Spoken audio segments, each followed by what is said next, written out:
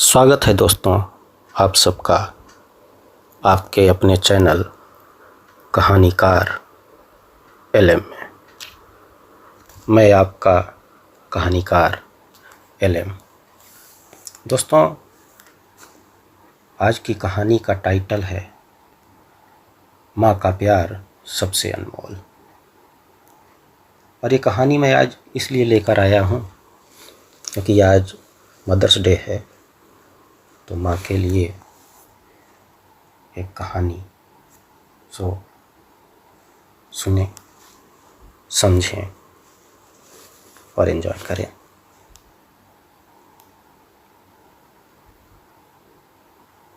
गांव के एक छोटे से घर में रमेश अपनी माँ शारदा देवी के साथ रहता था।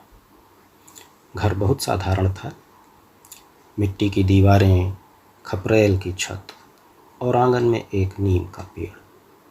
लेकिन उस घर में दुनिया का सबसे बड़ा खजाना था, एक माँ का निस्वार्थ प्रेम।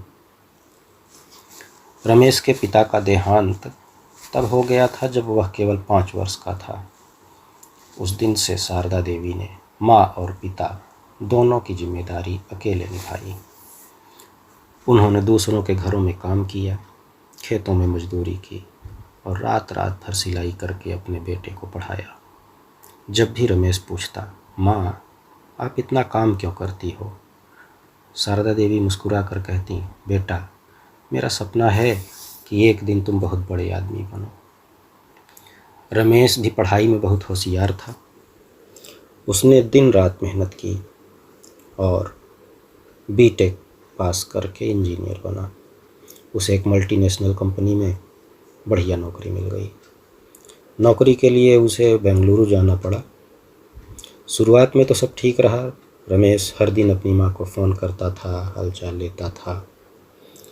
फिर काम बढ़ा, जिम्मेदारियाँ बढ़ीं और फ़ोन कम होते गए। धीरे धीरे महीने बीत गए। माँ अब हर शाम आंगन में बैठकर बेटे के फ़ोन का इंतज़ार करती, कभी बाहर जाती, कभी आंगन में आती। एक दिन मदर्स डे आने वाला था। ऑफिस में सब लोग अपनी अपनी माँ के बारे में बातें कर रहे थे। किसी ने कहा, माँ के बिना तो जीवन ही अधूरा है। यह सुनते ही रमेश की आंखों के सामने अपनी माँ का वो चेहरा घूम गया। वही थकी हुई आंखें, माथे का पसीना और चेहरे पर स्नेह भरी मुस्कान। उसे याद आया कि उसकी सफलता के पीछे उसकी माँ की कितनी बड़ी कुर्बानियाँ थीं। वो रात रात भर जगना, मशीनों की खड़खड़ाहट, उनकी कमज़ोर होती आँखें, बहुत सी चीज़ें उसने देखी थीं। उस रात रमेश सो नहीं पाया। उसे वही सारी चीज़ें वापस दिखाई पड़ रही थीं। उसने तय किया कि इस मदर्स डे पर वह अपनी माँ को सबसे बड़ा उपहार देगा, अपना समय और अपना प्यार। अगली सुबह वह बिना बताए गांव पहुंच गया।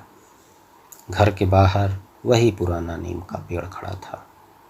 माँ आंगन में बैठकर बुनाई कर रही थी। रमेश को देखते ही उसकी आंखें चमक उठीं। रमेश, तू अचानक? रमेश दौड़कर माँ के चरणों में गिर पड़ा। उसकी आंखों से आंसू बहने लगे। माँ, मुझे माफ़ कर दो।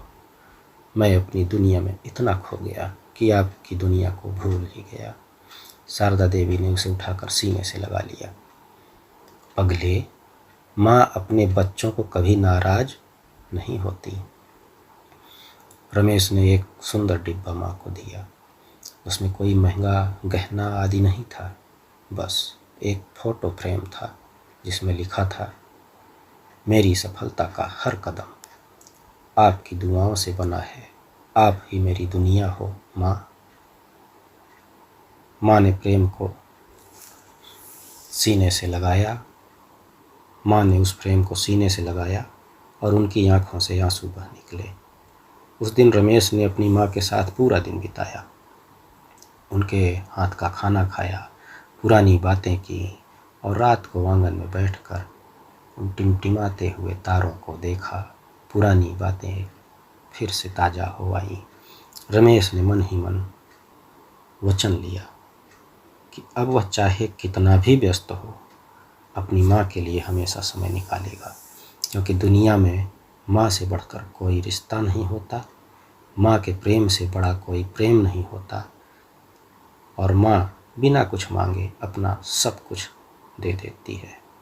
उसके आशीर्वाद में वह शक्ति होती है जो असंभव को भी संभव बना देती है। बस आज की कहानी बस इतनी सी। जय हिंद दोस्तों।